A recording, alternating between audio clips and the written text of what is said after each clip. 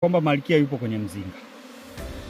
Endapo hujaona malkia kwa sababu hao nyuki si wengi na wanamdefend, lakini ukakuta kama hili sega nilipokuonesha kuna mayai, yani kuna kwa mfano hapa kuna mayai, yes, usijui kama yataonekana hapa kwenye hizi seli za hapa hizi, hapa kuna mayai, yes.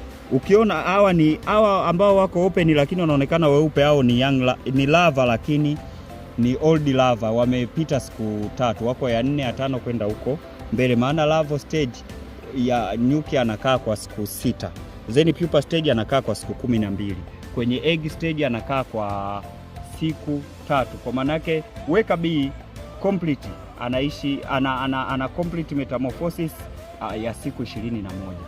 Drone ndo anaongezea siku 3 kwenye pupa stage, anakaa siku 15, anakuwa na siku 24. Malkia ana siku 16.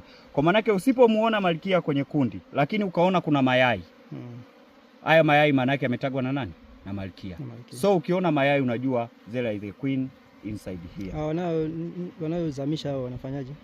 Wanaozamisha hawa wanagoji. Kuna kitu kinaitwa gorging.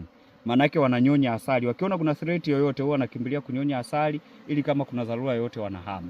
Okay. Kama ukiwasumbua sana wanahama. Sasa ukishaana ni masega unabidi uyapange vile yalivyokuwa yamejipanga, kwa sababu wao huwa wanapanga purposefully. Kama unavyoona watoto wako huko katikati. Haya masega ya huko yalikuwa yana asali pole, nectar kidogo na nani kidogo. Kwa hiyo unarudisha kama ilivyokuwa, then tunafunika.